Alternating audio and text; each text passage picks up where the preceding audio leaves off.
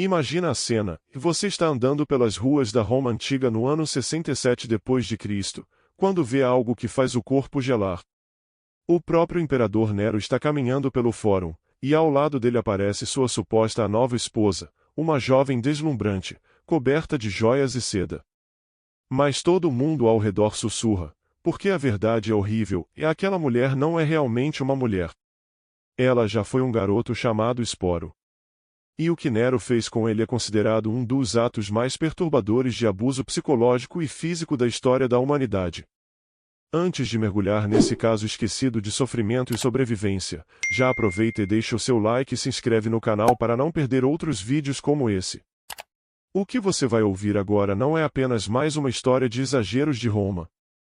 É sobre como o poder absoluto pode transformar amor em obsessão, luto em loucura, e uma pessoa em uma espécie de boneca viva criada apenas para satisfazer a fantasia doentia de um homem. Talvez você nunca tenha ouvido falar no nome Esporo, mas acredite, depois dessa história, ele nunca mais vai sair da sua cabeça. Então vamos voltar ao começo, com o homem que criou essa tragédia. Nero não nasceu sendo um monstro. Na verdade, no início do reinado, ele até mostrou sinais de ser um bom imperador. Quando subiu ao trono com apenas 16 anos, muita gente em Roma acreditava que estava começando uma nova era de ouro. No começo do reinado, Nero ainda parecia promissor. Ele reduziu impostos, investiu em espetáculos públicos e até subiu no palco para atuar em peças teatrais que divertiam o povo. Só que o poder absoluto tem um jeito de corromper até os mais promissores. Por volta do ano 65, algo dentro da cabeça do imperador já não estava bem. Talvez fosse a paranoia constante de saber que todos ao redor sonhavam em tomar o seu lugar. Talvez fosse a solidão de ser o único homem em um império de 60 milhões de pessoas que ninguém ousava contrariar. Ou talvez o que realmente o quebrou tenha sido o destino da pessoa que ele dizia amar mais do que tudo. O nome dela era Popeia Sabina. Para Nero, ela era a mulher perfeita e linda de um jeito quase indescritível, inteligente o bastante para acompanhar as ideias grandiosas que ele tinha de si mesmo, e ambiciosa o suficiente para compartilhar os sonhos de glória eterna do imperador. Mas Popeia não era só um rosto bonito na corte. Ela tinha faro político e sabia usar isso, o que a tornava uma aliada poderosa ou uma inimiga perigosa. Quando Nero conheceu Popeia, ele já era casado com Otávia, filha do antigo imperador. Mas esse casamento nunca passou de um acordo político sem amor. Otávia era discreta, reservada, quase apagada. Já Popeia era o oposto, e vibrante, chamava atenção por onde passava e adorava estar no centro dos olhares. O romance entre Nero e Popeia começou como mais um escândalo de adultério, desses que Roma já estava acostumada. Só que dessa vez não foi apenas uma aventura. Rapidamente, virou uma obsessão perigosa. Nero não apenas se sentia atraído por Popeia. Ele era completamente consumido por ela, de um jeito que até assustava seus próprios conselheiros. Nero ficou cada vez mais possessivo. Se algum homem olhava para Popeia por tempo demais em eventos públicos, ele já explodia em acessos de fúria, quase sempre com violência. Chegou ao ponto de colocar guardas em volta dela o tempo todo. Oficialmente, era para protegê-la. Na prática, era para vigiar cada passo, cada conversa, cada gesto dela. Os presentes que dava Popeia também eram exagerados, a ponto de esvaziar os cofres do império. Eram joias vindas da Índia, sedas da China, perfumes raros do Oriente. Mas o mais revelador foi quando Nero decidiu mudar a própria realidade para sustentar sua obsessão. Primeiro, se livrou de Otávia, se divorciando dela, um escândalo que afastou muitos apoiadores. Logo depois, anunciou que se casaria com Popeia em uma cerimônia imperial grandiosa. O casamento foi um show de luxo nunca antes visto em Roma. Nero não poupou nada para provar a todos sua devoção. Mesmo assim, nem o casamento foi suficiente. Ele não queria só Popeia como esposa, queria controle absoluto sobre ela. Nero começou a isolá-la da família e dos amigos, cercando-a apenas de pessoas que dependiam exclusivamente do favor dele. Mandou fazer dezenas de retratos e estátuas de Popeia, não só para exibir em público, mas também para os aposentos privados, assim podia olhar para a imagem dela o tempo todo, mesmo quando não estavam juntos. De acordo com fontes antigas, Nero passava horas apenas observando Popeia nas tarefas do dia a dia. Isso não tinha nada de romântico. Não era amor verdadeiro. Era o comportamento de alguém que confundiu amor com posse. Para Nero, Popeia não era uma pessoa com vontade própria. Ela era um objeto, algo bonito que existia apenas para satisfazer seus desejos. Popeia, por outro lado, entendia o jogo perigoso em que estava. Ela sabia que sua beleza e a obsessão de Nero lhe davam um poder enorme, mas também percebia que esse poder vinha com riscos altíssimos. Então começou a usar a influência que tinha para ajudar sua família, criando uma rede de aliados que poderiam protegê-la caso Nero perdesse o interesse por ela um dia. Mas Popeia tinha um defeito fatal para quem vivia ao lado de Nero, que ela não tinha medo de enfrentá-lo. Enquanto todo mundo na corte imperial já tinha aprendido a se calar e a adivinhar o humor do imperador, Popeia mantinha a própria personalidade. Ela discutia com ele sobre decisões políticas, criticava suas aventuras artísticas e até fazia piada de suas apresentações quando achava que estavam ruins. Foi justamente essa ousadia que levou ao desfecho trágico. O que aconteceu naquele dia de 65 depois de Cristo varia de acordo com o historiador que você consultar, mas o resultado foi sempre o mesmo. O que começou como uma briga comum de casal acabou em tragédia. Alguns dizem que foi porque Nero chegou tarde de uma corrida de bigas, outros afirmam que foi por causa de suas apresentações teatrais. O fato é que, nesse dia, o imperador perdeu completamente o controle. De acordo com Tácito, a discussão esquentou quando Popeia criticou as prioridades de Nero, dizendo que ele se importava mais com sua imagem pública do que com o papel de marido e pai. Ela estava grávida do segundo filho deles, e talvez justamente por isso tivesse menos paciência para as atitudes cada vez mais erráticas do imperador. O que aconteceu depois é debatido há séculos, mas a maioria dos relatos concorda. Nero, tomado por um acesso de fúria, bateu em Popeia grávida com tamanha violência que ela sofreu ferimentos fatais. Alguns relatos falam de um chute na barriga. Outros descrevem uma agressão prolongada, que a deixou sangrando e inconsciente no chão de mármore. Agora imagine o momento em que Nero percebeu o que tinha feito.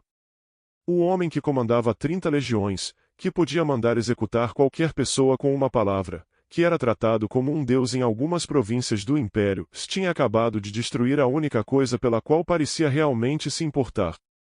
A mulher que ele tanto idolatrava estava morrendo, vítima da própria violência dele. As fontes antigas descrevem essa cena como uma das mais patéticas da história de Roma. Nero teria se jogado sobre o corpo de Popeia, ora implorando perdão, ora ordenando que ela vivesse, como se até a morte tivesse que obedecer à sua autoridade imperial. Ele chamou os melhores médicos de Roma, prometendo fortunas se conseguissem salvá-la e ameaçando torturas caso falhassem. Mas nada adiantou. Popeia morreu poucas horas depois, levando consigo o filho que poderia ter sido o herdeiro de Nero. Naquele momento, algo quebrou de vez na mente de Nero. O luto que veio depois não foi só tristeza. Foi uma verdadeira ruptura com a realidade. O jeito como ele viveu essa perda se tornou lendário. Nero se recusou a cremar o corpo de Popeia, como era o costume romano.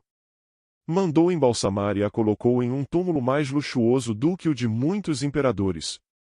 Declarou Popeia uma deusa, criou um culto em sua homenagem e passava dias conversando com o cadáver, como se ela ainda pudesse responder. A corte imperial mergulhou em um cenário ainda mais perigoso. Todos os presentes eram obrigados a participar da farsa de que Popeia continuava viva, falavam dela no tempo presente, deixavam o lugar dela vazio nos banquetes e fingiam que nada tinha mudado.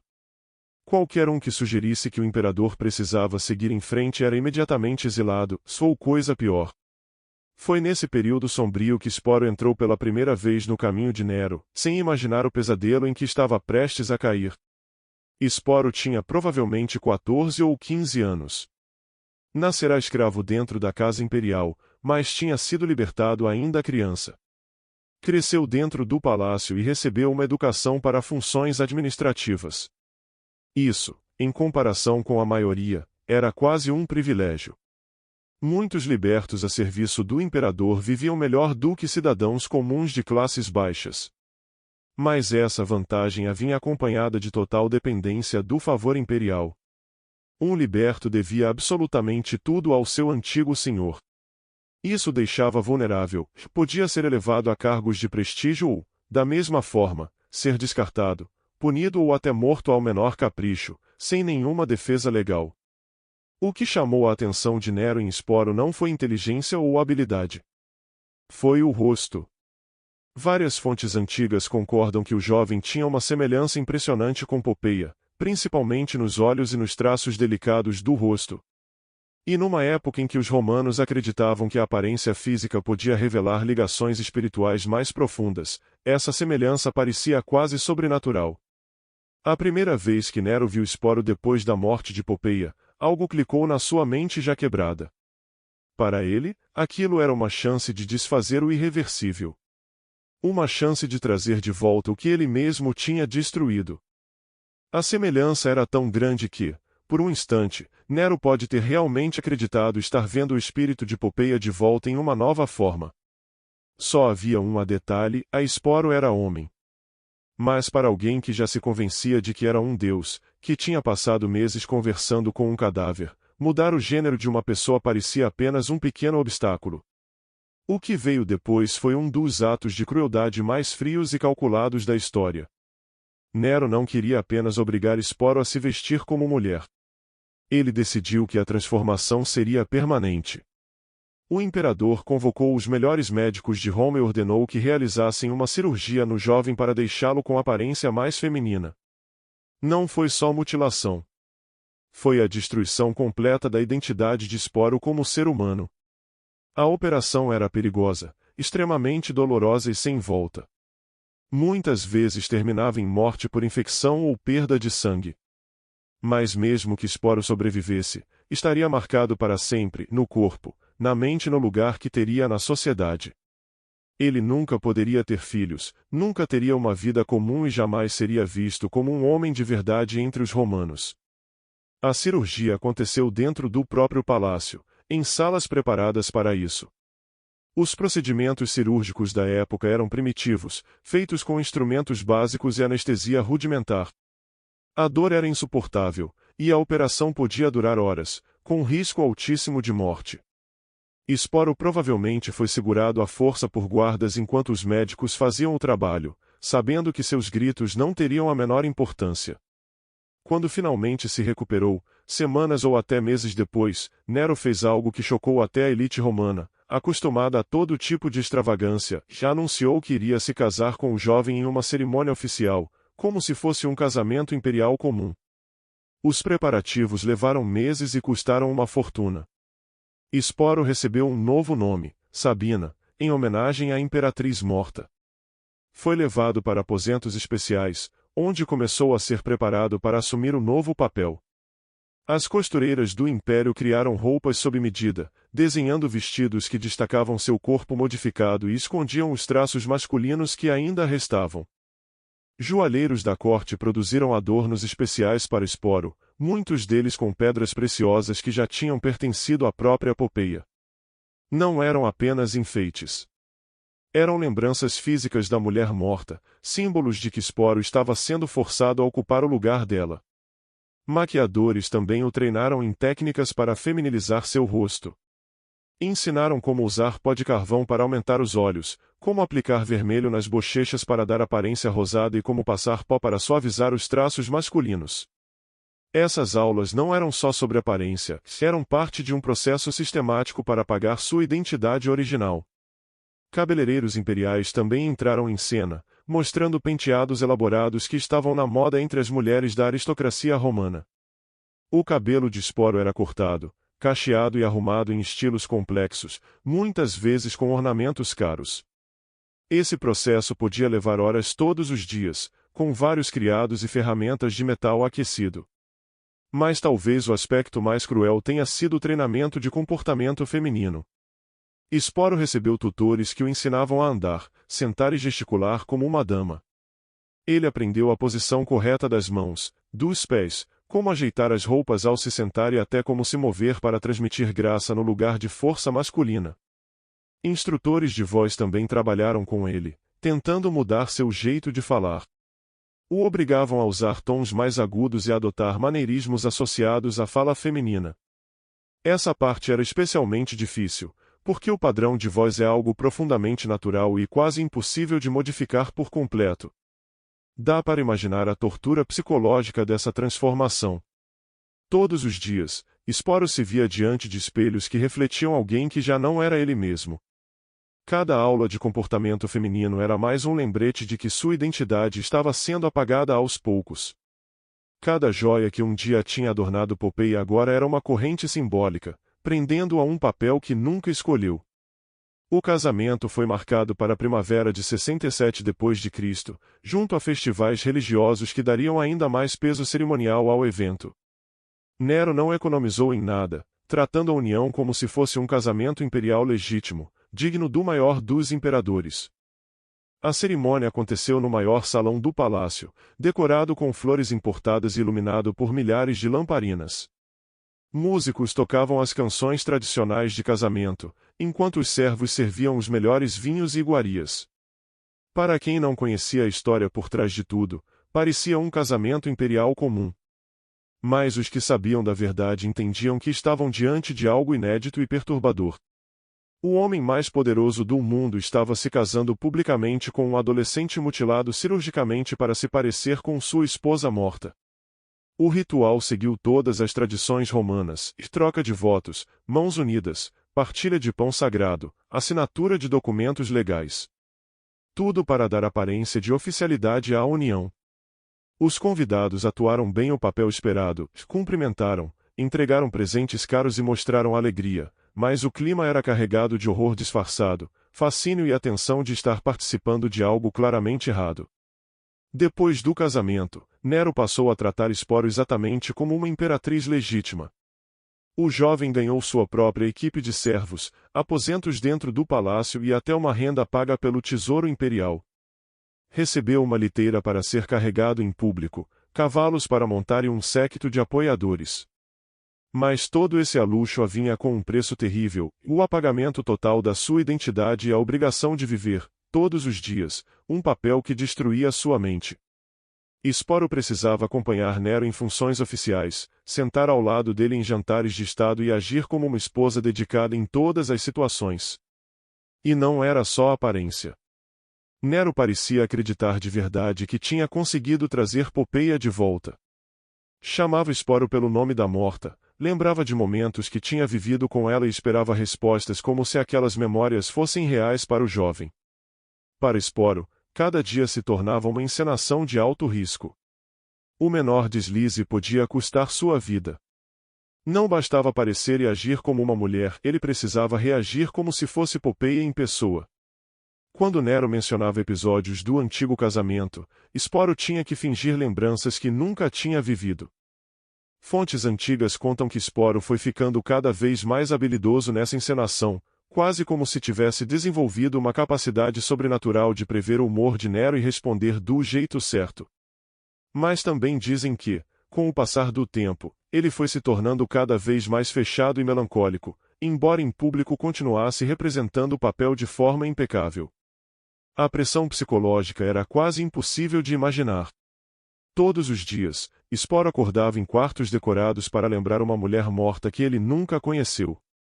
Cada vez que se olhava no espelho, não via mais nada que lembrasse quem ele realmente era. Em todas as conversas, precisava fingir ser outra pessoa, com memórias e experiências que não eram dele. Por mais de 2 anos, Sporo viveu preso nessa farsa bizarra. Mas o pior ainda estava por vir. Nero decidiu viajar para a Grécia, onde queria participar de festivais e competições artísticas, acreditando que finalmente teria seu talento reconhecido. E, claro, Sporo foi junto, apresentado a líderes estrangeiros como se fosse a imperatriz de Roma. Dá para imaginar a reação dos aristocratas gregos tentando entender a cena, o homem mais poderoso do mundo aparecendo ao lado de um adolescente vestido como mulher, e exigindo que todos tratassem aquilo como realidade. Mas em 68 d.C., os excessos de Nero chegaram ao limite. rebeliões começaram a explodir por várias regiões do império, lideradas por governadores cansados do comportamento errático do imperador e do abandono da administração. A própria guarda pretoriana, que deveria protegê-lo, se voltou contra ele. O Senado declarou Nero inimigo do Estado. Quando fugiu de Roma com um pequeno grupo de seguidores, Esporo estava entre eles. Mesmo diante da morte, Nero não abriu mão de carregar consigo o lembrete vivo de Popeia. Eles se esconderam em uma vila nos arredores da cidade, aguardando por socorro que nunca viria, ou pela captura iminente. Enquanto isso, Nero alternava entre planos mirabolantes de fuga e encenações teatrais para o próprio suicídio. Quando recebeu a notícia de que os inimigos estavam chegando, escolheu tirar a própria vida em vez de ser preso. Só que a morte do imperador deixou Esporo em uma posição extremamente vulnerável. Ele era um dos símbolos mais visíveis do reinado de Nero. Isso o tornava, ao mesmo tempo, um aprêmio valioso e um grande problema para quem assumisse o poder. E o destino dele foi ainda mais trágico. Esporo virou praticamente um objeto político, passado de mão em mão como se fosse propriedade. Primeiro caiu nas mãos de Ninfídio Sabino, depois de Otão e por fim de Vitélio. E todos eles o trataram da mesma forma que Nero, obrigando-o a se vestir como mulher e chamando-o pelo nome de Popeia. Foi durante o reinado de Vitélio que o pesadelo de Esporo chegou ao ponto máximo. O novo imperador decidiu usá-lo como espetáculo no Coliseu, em encenações de mitos que envolviam violência e humilhação sexual diante de milhares de pessoas. Para Esporo, aquilo representava a degradação final. Ser exposto, ridicularizado e violentado em público era o pior destino possível. Então, em vez de se submeter a essa última humilhação, ele fez a única escolha realmente sua em muitos anos, tirou a própria vida. Acredita-se que tenha tomado veneno, por volta do ano 69 d.C., quando não devia ter mais do que 20 anos. Na morte, Esporo finalmente escapou do teatro grotesco que havia consumido toda a sua existência. Sua história virou um alerta sobre os perigos do poder absoluto e o preço humano dos excessos imperiais. O mais triste é que os antigos historiadores não se preocuparam em registrá-lo como pessoa, mas apenas como símbolo da decadência de Roma. O que torna sua história tão perturbadora não é só o abuso que sofreu, mas o fato de ter sido sistematicamente apagado como indivíduo. Desde o momento em que Nero decidiu que ele parecia com Popeia, Esporo deixou de existir como ele mesmo e virou apenas uma tela para as fantasias do imperador. O fato de ele ter escolhido a morte em vez da humilhação mostra que, em algum lugar por trás de todas as camadas de feminilidade forçada e condicionamento imperial, ainda restava uma centelha de quem ele realmente era. Seu suicídio foi, ao mesmo tempo, uma tragédia e um último ato de resistência, uma recusa em continuar sendo degradado, mesmo que isso custasse a própria vida. E talvez o mais trágico seja que pouco sabemos sobre quem Esporo realmente foi antes de tudo isso. Quais eram seus sonhos? O que ele queria fazer da vida? Tudo isso foi apagado quando se tornou a boneca viva de Nero, substituído por uma encenação tão completa que sua identidade desapareceu por inteiro. O garoto que foi forçado a virar a imperatriz, que sofreu anos de abuso físico e psicológico, e que no fim escolheu a morte para escapar, merece ser lembrado não só como uma curiosidade da Roma antiga, mas como um testemunho da crueldade humana e também da resiliência. Ao escolher sua própria morte, Esporo recuperou aquilo que lhe foi negado durante toda a vida adulta, o direito de decidir o próprio destino. Sua história lembra que, por trás de cada narrativa de grandeza imperial, existem seres humanos reais, com sofrimento e sobrevivência, que merecem nossa atenção e compaixão, mesmo através de 2000 anos de distância. E essa foi a história de Esporo, um dos capítulos mais sombrios da Roma antiga. Um jovem que teve a vida roubada, transformado à força em uma sombra de alguém que já não existia. Uma história de abuso, crueldade e poder sem limites, mas também de resistência, porque até no fim, Esporo conseguiu tomar a única decisão que ainda era dele. Mas agora eu quero saber de você, o que mais te chocou nessa história? Foi a obsessão de Nero por Popeia, a transformação brutal de Esporo ou a forma como ele foi tratado até depois da morte do imperador? Deixa aí nos comentários a sua opinião, porque eu adoro ler e responder vocês. E se você gosta de conhecer esses lados ocultos da história, já deixa o like, se inscreve no canal e ativa o sininho para não perder os próximos vídeos. E claro, compartilha esse vídeo com aquele amigo que curte história bizarra, eu tenho certeza que ele vai ficar de boca aberta com essa. Muito obrigado por assistir, e a gente se vê na próxima.